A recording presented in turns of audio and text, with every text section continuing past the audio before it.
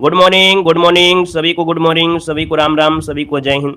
कैसे हैं आप सभी लोग? उम्मीद है आप सब लोग अच्छे होंगे, बेहतर होंगे, लाजवाब होंगे। ठीक है, गुड मॉर्निंग सभी को, गुड मॉर्निंग। चलिए, हर हर महादेव सभी को, राम राम। चलिए, रेडी हैं? आवाज़ वगैरह मिल पा रही है आप सभी को? आ रही है? तो चलिए स्टार्ट करते हैं। यहां पर देखो, पहला क्वेश्चन दिया गया है, कह रहा आपसे कि भूमि दान का सबसे पुराना अभिलेखीय प्रमाण निम्नलिखित में से किससे मिलता है? तो दोस्तों यहाँ पर भूमि दान है ना, सब पुराने जमाने में क्या होता था, भूमि दान में दे दिया करते थे। तो दोस्तों ये आपका मिलता है कहां पर, और ये क्वेश्चन आपका ऐसा है जिसमें से काफी लोग गलती करेंगे। याद रखिए, यहाँ पर जो आपका आंसर है वो आपका हो जाएगा ए नंबर, नाना घाट अभिलेख। ये नाना घाट अभिलेख कहां से संबंधित है? तो आपके याद रखिए सातवाहनों से, है ना, याद रखिएगा सातवाहनों से, सातवाहन से संबंधित है आपका नाना घाट अभिलेख, याद रखिएगा। ठीक है ना। यहाँ पर दोस्तों याद रखिएगा, देखिए सातवाहनों में एक रानी थी, यहाँ पर याद रखिए नागानिका, याद रखिए सातवाहन की रानी थी नागानिका, वहां पर नाना घाट में यह अभिलेख देखने को मिलता है। आगे बढ़िए, क्वेश्चन आपसे अगला पूछा गया है, कह रहा है निम्न में से पद्मावत के रचयिता कौन है? बताना है पद्मावत के रचयिता यहाँ पर कौन सा राइट हो जाएगा, टू को ऑप्शन देना है। देखिए टू की अगर बात करते हैं तो ऑप्शन क्या हो जाएगा, पद्मावत, जो कि ऑप्शन आ रहा है यहाँ पर सी नंबर जिसका भी है आपका राइट हो जाएगा जायसी, है ना। याद रखिए पद्मावत के रचयिता कौन है, जायसी। अगर मैं आपसे पूछे जायसी का वास्तविक नाम क्या था, तो जायसी का वास्तविक नाम क्या था, मलिक मोहम्मद था। क्या था? मलिक मोहम्मद था। दोस्तों याद रखिएगा, एक गांव पड़ता है अवध में, अवध में एक गांव पड़ता है, ठीक है, जायस गांव, ठीक है, जायस नामक एक ग्राम है, वहां पर इनका जन्म हुआ था, इस कारण से इनके आगे जायसी जोड़ देते हैं, याद रखिएगा, ये पॉइंट भी नोट कर लीजिएगा। यहाँ पर आगे बढ़िएगा, गुड मॉर्निंग भाई, गुड मॉर्निंग सभी को, गुड मॉर्निंग, वेलकम है। यहाँ पर देखो क्वेश्चन दिया गया है, निम्न में से किस अधिनियम द्वारा ईस्ट इंडिया कंपनी के व्यापारिक एकाधिकारों को समाप्त कर दिया गया था? तो दोस्तों यहाँ पर देख सकते हैं कि एक अधिनियम आया जिसमें से कंपनी के एकाधिकार जो थे वो आपके यहाँ पर ऑप्शन बी हो जाएगा, ये है आपका 1813 का चार्टर एक्ट, जो कि ऑप्शन बनेगा यहाँ पर आपका बी नंबर राइट हो जाएगा। यहाँ पर आगे बढ़िए, क्वेश्चन आपसे अगला पूछा गया है, कह रहा आपसे यहाँ पर मुगल साम्राज्य का प्रांतों में विभाजन पहली बार किसने किया था? यहाँ पर फोर को ऑप्शन देना है, कह रहा है मुगल प्रांतों का विभाजन पहली बार किसने किया था, इसका ऑप्शन क्या बनेगा? चलिए यहाँ पर आंसर जो बनेगा राइट इनमें से क्या हो जाएगा? चलिए राइट आंसर क्या होगा? भाई वीडियो को लाइक नहीं करते यार, मजा नहीं आती है। आप लोगों के लिए चिल्ला चिल्ला के गला फाड़ते रहते हैं, इतनी क्लासें देते रहते हैं, किसी का आप पेड कोर्स लेते हो तो आपको कम से कम 400 रुपया पेड करना पड़ेगा, वो भी इतने मॉडल पेपर हो, इतनी अच्छी तैयारी नहीं होगी। लेकिन लाइक शेयर करने के लिए यार फ्री में जो चीज आपको मिलती है, तो फ्री वाली चीज भी आप लोग नहीं दे सकते हैं। कम से कम इतना तो किया करें, जो चीज आपको फ्री दे रहे हैं, हम आपसे 1 रुपए तो नहीं मांग रहे हैं कि 1 रुपया मांग रहे हो। अगर 1 रुपए मांग लेंगे तो आपको ऐसा लगेगा किडनी मांग लिया यार। जब फ्री आपको इतनी अच्छी तैयारी करा रहे हैं, हर चीज तैयारी करा रहे हैं, बेहतर तरीके से मॉडल पेपर दे रहे हैं, तो कम से कम लाइक शेयर तो कर दीजिए। जो तुमसे हो सकता है यार, तुम लोगों से जो फ्री में हो सकता है वो तो कर ही सकते हो ना। इतना तो समझदार हो, बड़े हो, दिमाग लगा सकते हो। चलिए देखो यहाँ पर दिया गया है, मुगल साम्राज्य का प्रांतों में विभाजन पहली बार किसने किया? 4 का ऑप्शन बनेगा डी नंबर है, याद रखिए ऑप्शन डी अकबर। क्या हो जाएगा? याद रखिए यहाँ पर जो आंसर है आपका डी नंबर अकबर आपका आंसर है, राइट हो जाएगा, अकबर बनेगा। यहाँ पर देखिए अगला क्वेश्चन आपका दिया गया है, कह रहा आपसे अशोक के किस शिलालेख से युद्ध और हिंसा के कारण जनित उनके अंतर्मन की व्यथा प्रकट हुई थी? क्वेश्चन आपका जो 5 नंबर है, 5 नंबर का जो ऑप्शन है यहाँ पर आपका बनेगा ए नंबर, धौली और आपका जौनगढ़। मतलब धौली और जो आप घौली कह सकते हैं, धौली कह सकते हैं, घौली भी कहीं कहीं मिलता है। तो दोस्तों घौली और जौनपुर या जौगढ़ से अशोक का जो 13वां शिलालेख है वहां पर हुआ था कलिंग युद्ध। तो कलिंग युद्ध में इतना भयानक परिणाम हुआ, इतना भयानक परिणाम हुआ, जिससे क्या हुआ कि यहां पर कह सकते हैं अशोक का जो मन हो गया व्याकुल हो गया, ठीक है ना। तो इस वजह से क्या हो गया, इसकी व्यथा प्रकट होती है आपके धौली, जौगढ़ या 13वां शिलालेख में। आगे बढ़िए, क्वेश्चन आपसे अगला पूछा गया है, क्या आपसे कांग्रेस की प्रथम महिला, क्या कांग्रेस की प्रथम भारतीय महिला अध्यक्ष इनमें से कौन थी? 6 नंबर का ऑप्शन देना है। चलिए थोड़ा फास्ट तरीके से सॉल्व करना है।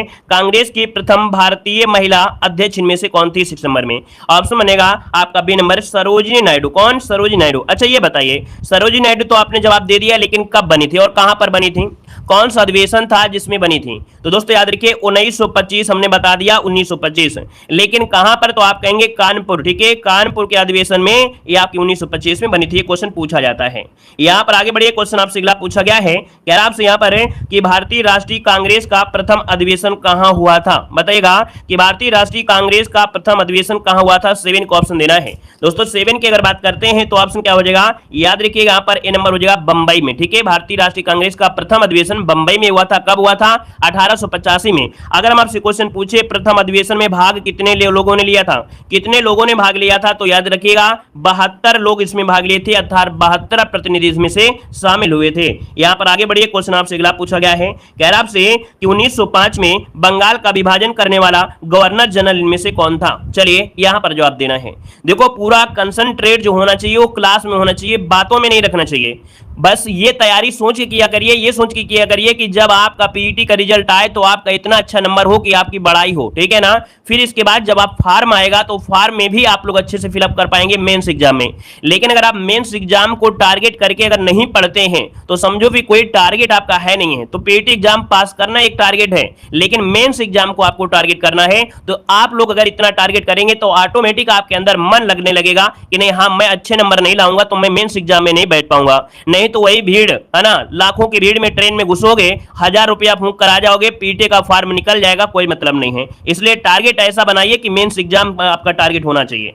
देखो दिया गया 1905 में बंगाल का विभाजन करने वाला प्रथम गवर्नर जनरल, 8 का आंसर है आपका बी हो जाएगा लॉर्ड कर्जन। क्या?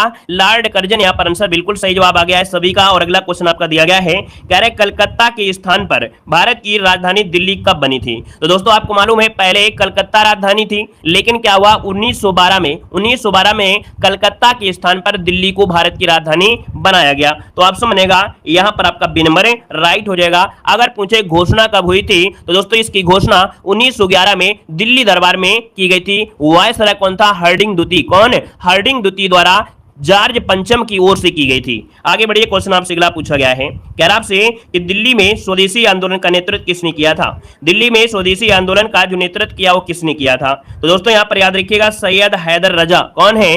याद रखिए दिल्ली में स्वदेशी आंदोलन का जो नेतृत्व किया वो सैयद हैदर रजा ने किया था।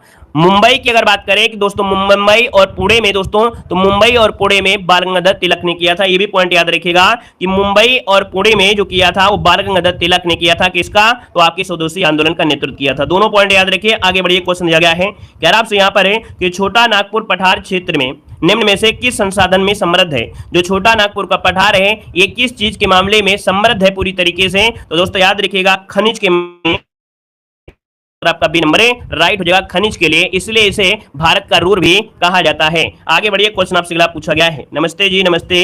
अगला देखो दिया गया है कि राजस्थान राज्य का खेतड़ी बेल्ट निम्न से किसके लिए प्रसिद्ध है? देखिए खेतड़ी दिया है, खेतड़ी 12 नंबर में। तो दोस्तों यहाँ पर आपका आंसर हो जाएगा तांबा क्षेत्र के लिए आपका खेतड़ी जाना जाता है। प्रीवियस ईयर भी क्वेश्चन आपका पूछा जा चुका है, याद रखिएगा। ये आपके किसके लिए? तांबा खनन के लिए है। अगला क्वेश्चन दिया गया है, कह रहा है जमशेदपुर टाटा, क्या जमशेद पहले लौह इस्पात उद्योग की स्थापना किस वर्ष की गई थी? बताना है जमशेदजी टाटा द्वारा पहले लौह इस्पात उद्योग की स्थापना किस वर्ष की थी? यहां पर राइट आंसर 13 नंबर में लॉक किया जाए जल्दी से। यहां पर आंसर आपका सी बन जाएगा, याद रखिएगा 1907 में। कब? 1907 में इसका आंसर है राइट हो जाएगा। और आगे बढ़िए, क्वेश्चन आपसे दिया गया है निम्न में से कौन सा अपर्दन अभिकर्ता बालूका स्तूपों के निर्माण के लिए जिम्मेदार होता है? मतलब दोस्तों यहाँ पर देखा है, आप लोगों ने देखा होगा कि बालू के छोटे छोटे टीले बन जाते हैं। वो टीले कब बनते हैं? जब पवन चल रही होती है, हवा चल रही होती है, तो पवन द्वारा उड़ाकर लाई गई रेत से निर्मित हो जाते हैं यहाँ पर बालूका स्तूप। तो इसका ऑप्शन बनेगा यहाँ पर नंबर राइट हो जाएगा। क्वेश्चन को समझते हुए चलेंगे। और अगला क्वेश्चन आपका दिया गया है, कह रहा है निम्न में से कौन हिंद महासागर की जलधारा है? दोस्तों एक क्वेश्चन जलधारा से मिलता है। यहाँ पर दोस्तों याद रखिए ये जलधारा है आपकी हिंद महासागर की अलगुहास। अलगुहास जलधारा आपकी हिंद महासागर की है। अगर पूछे कैसी गर्म धारा है तो आप कहेंगे गर्म जलधारा है। कैसी है दोस्तों? ये गर्म जलधारा है। अगला क्वेश्चन आपका दिया गया है, कह रहा आपसे कि मांस एवं टमाटर उत्पादन वृद्धि निम्न से किस क्रांति से संबंधित है? दोस्तों ये बताइए मांस और टमाटर है ना, यहाँ पर आंसर क्या हो जाएगा? तो भैया 16 का ऑप्शन बनेगा बी नंबर है। याद रखिएगा ये लाल क्रांति से है। किससे है? लाल क्रांति संबंधित है। यहां पर देखिए अगर बात करते हैं भूरी क्रांति का संबंध किससे है? बताइए। भूरी क्रांति मतलब होता है कोको उत्पादन। यहां पर बादामी क्रांति आपकी होती है मसाला उत्पादन, और नीली क्रांति जो होती है वो आपकी होती है मत्स्य पालन से। तो यहां पर देखा जाए 16 नंबर का जो ऑप्शन दिया गया था भैया, वो ऑप्शन क्या बनेगा? यहां पर आपका बी नंबर राइट हो जाएगा, याद रखिएगा। ठीक है, आगे बढ़िए। क्वेश्चन आपसे अगला पूछा गया है, कह रहा आपसे राष्ट्रीय कृषि एवं ग्रामीण विकास bank, very very MP question है और आपका हमेशा पूछा जाता है नाबार्ड के बारे में। नाबार्ड से क्वेश्चन हमेशा बनता है, याद रखिए। इसका जो ऑप्शन होगा वो आपका सी हो जाएगा 1982 में, 1982। और डेट पूछ ले तो आपको बताना है 12 जुलाई। कब? 12 जुलाई को एक समिति थी उसके सिफारिश पर, वो सिफारिश समिति कौन थी? शिवरमन समिति। कौन थी? एक समिति थी आपकी शिवरमन समिति की सिफारिश पर इसकी स्थापना की गई थी। मुख्यालय बता दीजिए जल्दी से, इसका मुख्यालय बता दीजिए जल्दी से कमेंट बॉक्स में कि नाबार्ड की जो मुख्यालय है वो आपके है कहां पर? कमेंट बॉक्स में जरूर कमेंट कर दीजिएगा। अगला क्वेश्चन यहां पर देखो दिया गया है, कह रहा है आपसे किसान क्रेडिट कार्ड योजना की शुरुआत निम्न में से किस वित्त मंत्री द्वारा की गई थी? देखिए किसान क्रेडिट कार्ड योजना ये आपके अगस्त 1998 में प्रारंभ की गई थी। कब? 1998 में प्रारंभ की गई थी। उस समय जो आपके मंत्री थे दोस्तों वो आपके यशवंत सिन्हा थे। ऑप्शन बनेगा ए नंबर है, यशवंत सिन्हा आपका आंसर है, राइट हो जाएगा। और आगे बढ़िए, क्वेश्चन आपसे अगला पूछा गया है। देखिए गलती होना आम बात है, जब गलती करोगे तभी तो आप सीखोगे। मॉडल पेपर लगा रहे हैं, गलती होना स्वाभाविक है, गलती होना भी चाहिए, क्योंकि जब आप कोई अधिगम कर रहे हैं, कुछ सीखने का प्रयास कर रहे हैं तो गलतियां तो होंगी ही होंगी, लेकिन अपना समय पूरा देंगे तो यही आपकी गलतियां आपके सुधार में परिवर्तन होगा। यहां पर देखो भूमि विकास बैंक द्वारा, क्या? भूमि विकास बैंक द्वारा वित्तीय आवश्यकताओं की पूर्ति की जाती है। यहां पर 19 नंबर की अगर बात करते हैं तो याद रखिएगा किसानों की, मतलब कह सकते हैं भूमि विकास बैंक से वे संस्थाएं हैं जो किसानों को दीर्घकालीन, कैसा? ये भी पॉइंट याद रखिए कि किसानों को दीर्घकालीन ऋण क्या करते हैं? प्रदान करते हैं। याद रखिएगा, एक क्वेश्चन पूछा भी गया है। यहां पर आगे बढ़िए, क्वेश्चन आपसे अगला पूछा गया है, कह रहा आपसे अगला क्वेश्चन कह रहा निम्न में से कौन सुमेलित नहीं है, बताइएगा। यहां पर देखिए कह रहा है कौन सा सुमेलित नहीं है, कमेंट करें जल्दी से, लॉक किया जाए जल्दी से, इसका आंसर क्या होगा। तो यहां पर देखो पहला पॉइंट दिया है एपी कल्चर, आपका मधुमक्खी पालन हो जाएगा। पोमी कल्चर दिया गया है, फलों का उत्पादन हो जाएगा। वर्मी कल्चर दिया गया है, बागवानी। क्या सही है क्या भाई? वर्मी कल्चर में होता है केचुआ पालन, है ना। वर्मी कल्चर में होता है केचुआ उत्पादन दोस्तों, केचुआ उत्पादन है, और केचुआ को किसानों का मित्र भी कहा जाता है। साथ में दोस्तों याद रखिए सांप को भी, याद रखिए सांप को भी किसानों का मित्र कहते हैं। याद रखिए कितने लोगों को पता है कि भैया केचुआ को तो कहते हैं किसानों को मित्र, लेकिन सांप को कब से कहा जाने लगा किसानों को मित्र? बताइएगा, किसी को पता है कि नहीं पता है, और लॉजिक क्या है, क्यों कहा जाता है सांप को किसानों का मित्र कहते हैं? पता है तो क्यों कहते हैं? देखो यहां पर क्या होता है कि भाई जो केचुआ होता है ये तो जमीन को खोदता है, भुरभुरी बना देता है, ऑक्सीजन का मतलब उसमें निहित हो जाती है। लेकिन जो कह सकते हैं जो आपका सांप होता है ये क्या करता है, जो खेत में चूहे वगैरह होते हैं तो चूहे आप देखते हैं जिस खेत में चूहे लगे होना उस खेत को बर्बाद कर देते हैं, तो जो सांप होता है वो चूहों को खा डालता है। इसलिए दोस्तों इसलिए सांप को भी किसानों का मित्र कहते हैं, याद रखिएगा। ठीक है, यहां पर आगे बढ़िए, क्वेश्चन आपसे अगला पूछा गया है। यहां पर कह रहा है संविधान सभा के प्रारूप समिति का अध्यक्ष कौन था? यहां पर जवाब देना है। कह रहा है संविधान सभा के प्रारूप समिति का अध्यक्ष इनमें से कौन हो जाएगा? दोस्तों याद रखिए 21 नंबर का जो ऑप्शन है आपका बी नंबर है, वी आर अम्बेडकर, जिसको ऑप्शन आ रहा है यहां पर राइट हो जाएगा दोस्तों, याद रखिएगा। ठीक है, आगे बढ़िए, क्वेश्चन आपसे अगला पूछा गया है। कह रहा है भारतीय संविधान पर सर्वाधिक प्रभाव किसका है? मतलब जो आपका भारतीय संविधान है दोस्तों इसमें से बताइएगा सर्वाधिक प्रभाव जो मिलता है वो किसमें मिलता है?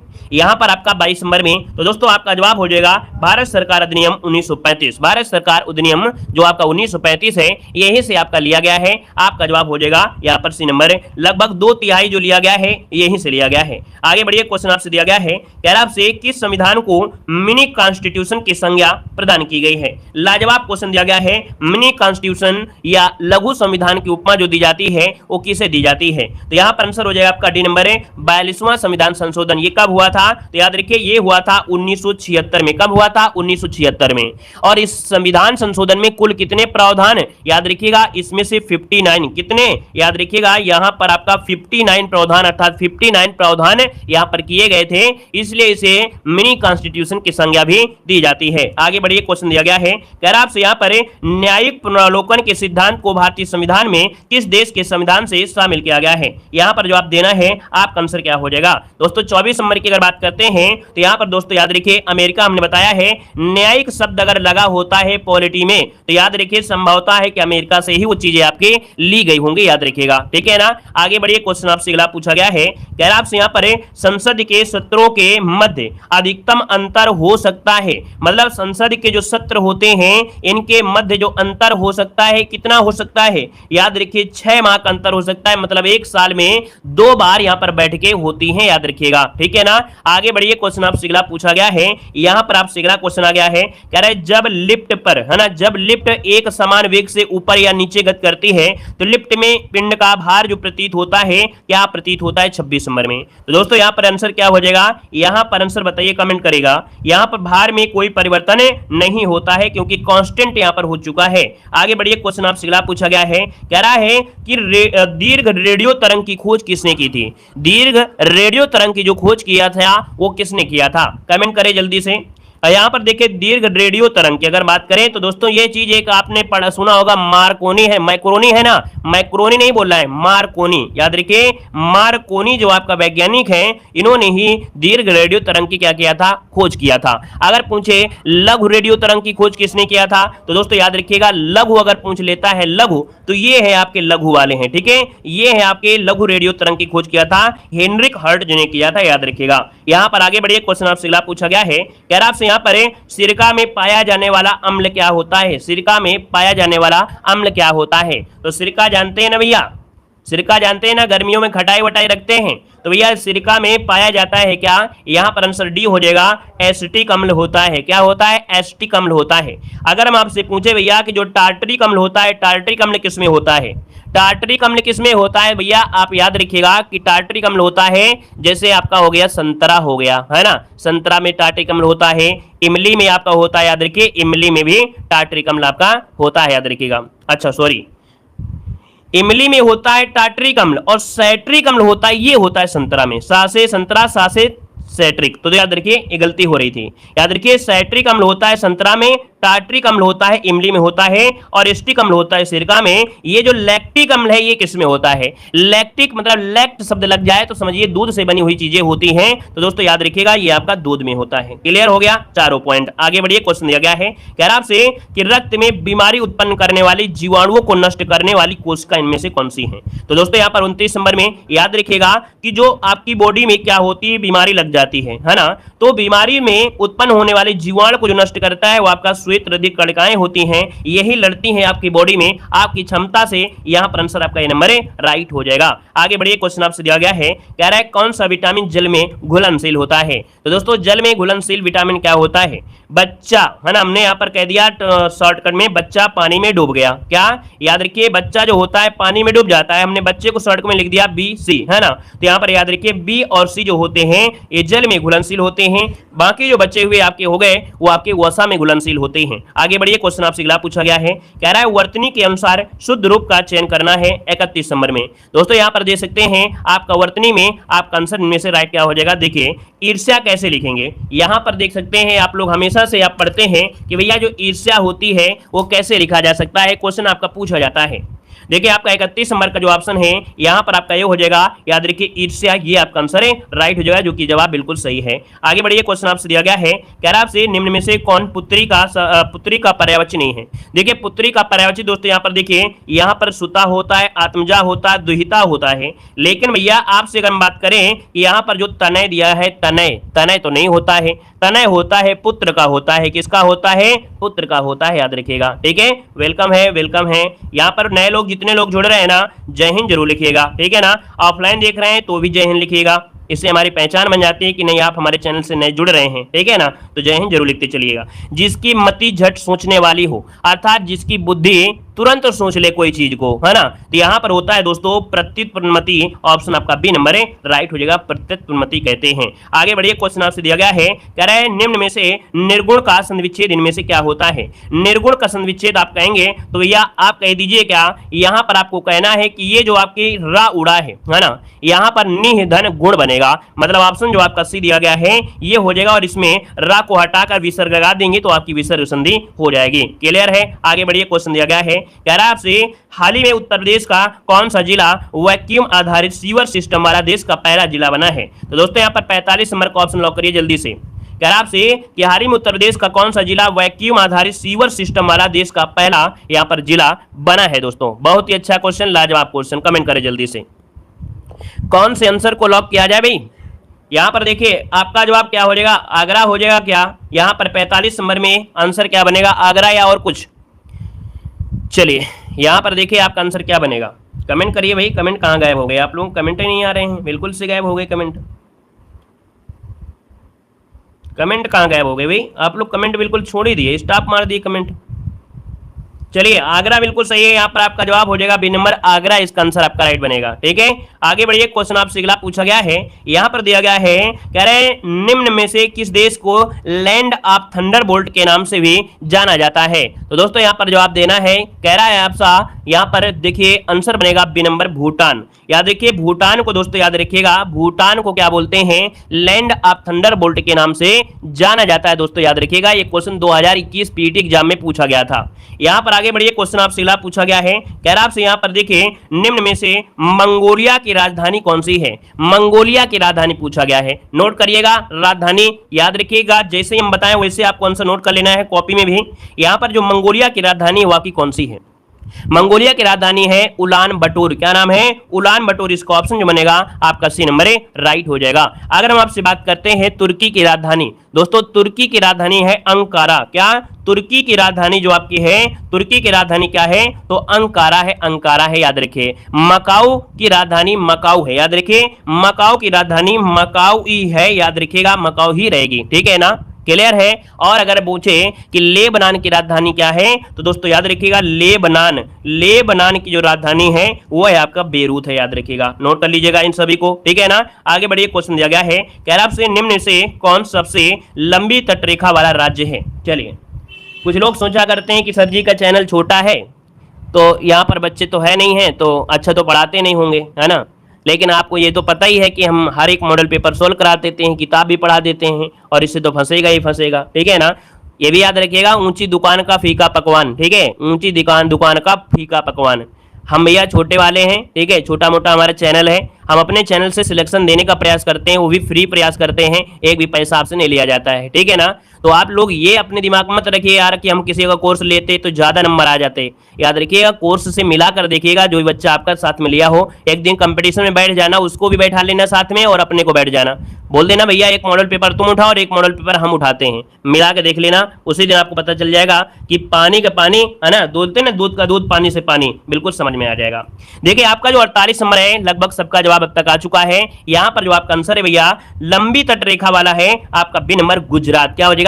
गुजरात, इसका जो आंसर है राइट हो जाएगा। नेक्स्ट क्वेश्चन आपसे दिया गया है, कह रहा आपसे यहाँ पर देखिए सर्वाधिक राज्यसभा के सदस्यों वाला प्रदेश है, मतलब राज्यसभा में सबसे ज्यादा जो सीटें हैं वो आपकी कहां पर है? उत्तर प्रदेश में। दोस्तों ऑप्शन डी नंबर इसका राइट हो जाएगा। 31 सीटें आपके राज्यसभा में हैं, दोस्तों याद रखिएगा। इसके बाद देखा जाए महाराष्ट्र में, तो महाराष्ट्र में कितनी सीटें हैं? 19 सीटें हैं आपके महाराष्ट्र में है, याद रखिएगा। ठीक है ना, और यहां पर अगला बताइएगा, यहां पर तमिलनाडु में 16 हैं। ठीक है, तमिलनाडु में क्या है? 16, सॉरी बिहार में 16 हैं, बिहार में 16 हैं, बिहार में 16 हैं, बिहार में 16, इसको कर लीजिए, बिहार में 16 हैं। और यहाँ पर 18 जो आपके हैं वो कहाँ पर हैं? 18 जो आपकी वो महाराष्ट्र में, गलत हो रहा है भाई, एक मिनट रुकिए। देखिए उत्तर प्रदेश में जो आपकी हैं कितनी हैं? ये आपकी कितनी हो गई? उत्तर प्रदेश में आपकी 31 सीटें हो गई। ठीक है, 31 हो गई। ठीक है, फिर इसके बाद 19 जो सीटें हैं वो राज्यसभा, 19 सीटें आपकी हैं महाराष्ट्र की हैं। ठीक है, इसके बाद जो 18 सीटें हैं वो आपकी तमिलनाडु की हैं। बिहार में जो सीटें हैं वो कितनी हैं? तो बिहार में है आपकी 16 हैं। अब इसको नोट कर लीजिएगा। ठीक है, अब इसको नोट कर लीजिएगा सभी लोग। ठीक है, चलिए आगे बढ़िए। क्वेश्चन आपसे अगला पूछा गया है, कह रहे हैं अंबेडकर जयंती कब मनाई जाती है? अंबेडकर जयंती कब मनाई जाती है? दोस्तों यहाँ पर देखिए ऑप्शन सी हो जाएगा, 14 अप्रैल को मनाई जाती है अंबेडकर जयंती मनाते हैं। यहाँ पर दोस्तों एक क्वेश्चन बहुत पूछा जाता है, 7 अप्रैल, बताइएगा कि 7 अप्रैल को क्या मनाते हैं? जल्दी बताइएगा 7 अप्रैल को क्या मनाते हैं, क्योंकि ये क्वेश्चन हमेशा पूछा जाता है और हम बताते हैं कि क्वेश्चन आएगा ही आएगा। तो दोस्तों यहाँ पर 7 से 7 और 7 से स्वास्थ्य, याद रखिएगा स्वास्थ्य, तो याद रखिए विश्व स्वास्थ्य दिवस 7 अप्रैल को मनाते हैं, याद रखिएगा। अगले क्वेश्चन को आते हैं। क्वेश्चन दिया गया है, कह रहे एशियाई विकास बैंक का मुख्यालय कहां पर है? एशियाई विकास बैंक का मुख्यालय कहां पर है? तो दोस्तों याद रखिए मनीला। मनीला कहां पर है? ऑप्शन ए नंबर इसका राइट हो जाएगा। स्थापना हुई थी आपकी 1966 में, 1966 में। आगे बढ़िए, क्वेश्चन आपसे दिया गया है, कह रहे हवा महल स्थित है, बताइएगा हवा महल। यहां पर बताइए हवा महल क्या है भाई? हवा महल दोस्तों ये आपके राजस्थान में जयपुर में है। कहां पर है? जयपुर में है। और इसका जो निर्माण हुआ था वो 1799 में। कब? 1799, डेट याद रखिए, महाराजा जय सिंह, ठीक है, महाराजा सवाई प्रताप सिंह, ये बोल कह सकते हैं सवाई प्रताप सिंह ने करवाया था। अगला क्वेश्चन आपका आ गया है, कह रहा आपसे गरबा कहाँ का प्रसिद्ध लोक नृत्य है? गरबा कहाँ का प्रसिद्ध लोक नृत्य है? यहाँ पर ऑप्शन देना है। देखिए गरबा की अगर बात करते हैं तो आप सभी को मालूम होना चाहिए, यहाँ पर ये गुजरात का है। कहाँ का है? गुजरात, जो कि ऑप्शन बनेगा यहाँ पर बी नंबर है, गुजरात इसका आंसर राइट हो जाएगा, जो कि नवरात्रि के समय आपका मनाया जाता है। अगला क्वेश्चन यहाँ पर आपसे दिया गया है कि मिश्र धातु निगम लिमिटेड का मुख्यालय स्थित है। कह रहा है मिश्र धातु निगम लिमिटेड का जो आपका मुख्यालय है वो आपके हैदराबाद में है। ऑप्शन सी हो जाएगा हैदराबाद। इसकी स्थापना 1973 में की गई थी। कब की गई थी? 1973 में की गई थी। यहां पर आगे बढ़िए, क्वेश्चन आपसे अगला पूछा गया है, यहां पर आपसे कह रहा है क्या? कह रहा है ज्ञानपीठ पुरस्कार से सम्मानित प्रथम व्यक्ति कौन थे? बताइएगा। यहां पर बताना है कि ज्ञानपीठ पुरस्कार से सम्मानित प्रथम व्यक्ति इनमें से कौन रहे हैं। यहां पर आंसर क्या हो जाएगा? डी नंबर बिल्कुल सही है, जी शंकर कुरूप, जिसका भी आंसर आया है बिल्कुल राइट हो जाएगा। और दोस्तों याद रखिएगा कि यहां पर जो आपका इनको दिया गया था 1965 में। कब? 1965 में प्रदान किया गया था। अगला क्वेश्चन आपसे दिया गया है, कह रहा है भारत में सबसे ऊंची डॉक्टर बी आर अम्बेडकर की 125 फीट की जो प्रतिमा का अनावरण है ये कहां पर किया गया है? चलिए करंट अफेयर का क्वेश्चन आपका आ गया है, जो कि हमारे मॉडल पेपर में करंट अफेयर अपडेट रहते हैं, एक्स्ट्रा ऐड किए जाते हैं, है ना, एक्स्ट्रा करंट अफेयर आपके पढ़ाए जाते हैं जो कि आपके अपडेट रहते हैं। यहाँ पर देखो दिया है भारत में सबसे ऊंची डॉक्टर बी आर अम्बेडकर की 125 फीट की प्रतिमा का अनावरण कहां पर किया गया है? तो दोस्तों ऑप्शन क्या हो जाएगा? बी नंबर, आपके तेलंगाना में। कहां पर? तेलंगाना ऑप्शन बनेगा आपका बी नंबर है। और आगे बढ़िए, क्वेश्चन आपसे दिया गया है, कह रहा है भौगोलिक संकेत प्राप्त, क्या दिया है? कंबम अंगूर का संबंध किस राज्य से है? बताइए, कंबम अंगूर है, इसका संबंध जो है वो किस राज्य से है? तो दोस्तों ये है आपके तमिलनाडु से है। ऑप्शन डी इसका राइट हो जाएगा, तमिलनाडु। और आगे बढ़िए, क्वेश्चन आपसे दिया गया है, कह रहा है कजाकिस्तान के अस्ताना में आयोजित एशियाई कुश्ती चैंपियन 2023 में भारत पदक तालिका में कौन से स्थान पर रहा है? तो चलिए बताइएगा यहाँ पर आंसर क्या हो जाएगा? तो दोस्तों याद रखिएगा 7वें स्थान पर। क्या? 7वें स्थान पर, इसका जो ऑप्शन है यहाँ पर सी नंबर है, राइट हो जाएगा। नेक्स्ट क्वेश्चन आपसे दिया गया है, कह रहा है कि वित्त वर्ष 2022-23 में भारत का सबसे बड़ा व्यापारिक भागीदार इनमें से कौन सा बना है? तो दोस्तों यहाँ पर देखिए, यहाँ पर आंसर जो आपका है वो ए नंबर हो जाएगा, अमेरिका। क्या हो जाएगा? अमेरिका इसका आंसर है, राइट हो जाएगा। नेक्स्ट क्वेश्चन आपसे दिया गया है कि संयुक्त राष्ट्र लोकतंत्र कोष में सबसे बड़ा दानकर्ता की सूची में भारत का जो स्थान है वो आपका कौन सा स्थान है? यहाँ पर जवाब देना है, आपका आंसर क्या हो जाएगा? तो दोस्तों याद रखिएगा इसमें से भारत के स्थान है क्या? चौथा स्थान है। ऑप्शन बी हो जाएगा, चौथा हो जाएगा। अगला क्वेश्चन यहाँ पर आपसे दिया गया है, कह रहा है भारत में वर्ष 2022-23 में कितने मूल्य का निर्यात किया गया है? कितने मूल्य का निर्यात किया गया है? तो दोस्तों यहाँ पर आंसर क्या हो जाएगा? यहाँ पर याद रखिएगा 770.18 बिलियन अमेरिकी डॉलर का निर्यात किया गया है। ऑप्शन सी हो जाएगा। अगला क्वेश्चन यहाँ पर दिया गया है कि आईपीएल में सबसे तेज 100 विकेट लेने वाला यहाँ पर खिलाड़ी कौन बन गया है? यहाँ पर आंसर क्या हो जाएगा? तो दोस्तों ऑप्शन सी हो जाएगा, यहाँ पर हो जाएगा रवाडा, है ना, यहाँ पर आंसर सी हो जाएगा, जो कि आपका कागिसो रवाडा, ऑप्शन सी बनेगा। आगे बढ़िए, क्वेश्चन आपसे दिया गया है कि हाल ही में किस देश ने अपना पहला पृथ्वी अवलोकन उपग्रह टाइफा फर्स्ट को लॉन्च किया है? दोस्तों इसका ये पहला उपग्रह है और ये है आपका केन्या। ऑप्शन आपका ए नंबर है, राइट हो जाएगा, केन्या। और अगला क्वेश्चन आपसे दिया गया है कि प्रति वर्ष विश्व विरासत दिवस कब मनाया जाता है? प्रति वर्ष विश्व विरासत दिवस कब मनाया जाता है? तो ऑप्शन क्या हो जाएगा? सी नंबर, 18 अप्रैल। क्या हो जाएगा? 18 अप्रैल, ऑप्शन सी बनेगा। और आगे बढ़ते हैं, क्वेश्चन आपसे दिया गया है, कह रहा है डीआरडीओ ने उद्योग अकादमी उत्कृष्टता केंद्र का उद्घाटन कहां पर किया है? तो दोस्तों यहाँ पर देख सकते हैं डीआरडीओ ने उद्योग अकादमी उत्कृष्टता केंद्र का उद्घाटन जो किया है वो कहां पर किया है? तो ऑप्शन डी आपके आईआईटी हैदराबाद में। कहां पर? IIT Hyderabad, option D number right हो जाएगा। और अगले पॉइंट में आइएगा, जो कि अब आपको क्या करना है, आपको बन जाना है साधु संत, मतलब ध्यान मुद्रा में अब आपको देखना है, ध्यान देना है। हाँ, दूसरी बात यहाँ पर बात करते हैं करंट अफेयर की। तो करंट अफेयर की जो क्लास होती है वो आपकी 5 बजे डेली चलती है। कितने बजे? 5 बजे। और वो जो 5 बजे करंट अफेयर होती है वो हमने कहीं ना कहीं मॉडल पेपर में आपकी पढ़ा दिया है। तो इसका मतलब है जो आप मॉडल पेपर देख रहे होते हैं उसी के जो करंट अफेयर होते हैं वो हम आपको 5 बजे रिविजन के तौर पर भी होते हैं। हमारा मानना है कि जब आप करंट को 2-3 बार वीडियो देखेंगे तो आपको लगेगा अरे यार ये तो हमने पढ़ा था, ये तो हमको आता है। आपके अंदर कॉन्फिडेंस बनेगा आपके करंट अफेयर पढ़ने का, और आपके अंदर एक जब जुनून बन जाएगा ना कि नहीं बिल्कुल ईजी है, वो चीज आपको आने लगेगा। इसलिए 5 बजे वाली क्लास को भी आप करंट अफेयर की जरूर लीजिएगा, ठीक है ना। देखो यहां पर क्या कह रहा है, कह रहा है संविधान से पॉइंट अब आपके हैं, ध्यान से सुनना है क्योंकि लास्ट में जो क्वेश्चन होते हैं बेहतरीन होते हैं। देखिए, भारतीय संविधान का जो गठन किया गया था जुलाई 1946 में किया गया। ठीक है, अगला है संविधान सभा के सदस्यों की कुल संख्या कितनी थी? दोस्तों याद रखिएगा 389 थी। संविधान सभा की जो आपकी पहली बैठक हुई थी वो आपके 9 दिसंबर 1946 को पहली बैठक हुई थी।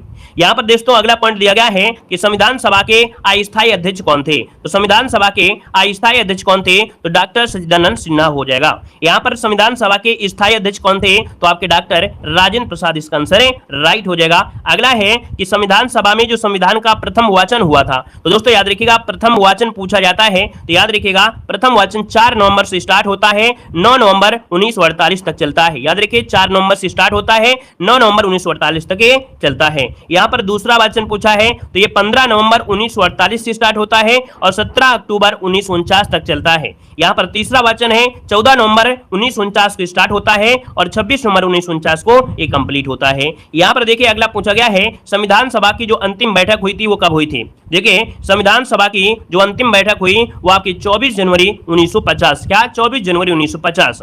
भारतीय संविधान को पारित किया गया था तो दोस्तों भारतीय संविधान को पारित किया गया था 26 नवंबर 1949 को। अगर पूछे भारतीय संविधान लागू किया गया तो आप कहेंगे 26 जनवरी 1950 को यह लागू किया गया था।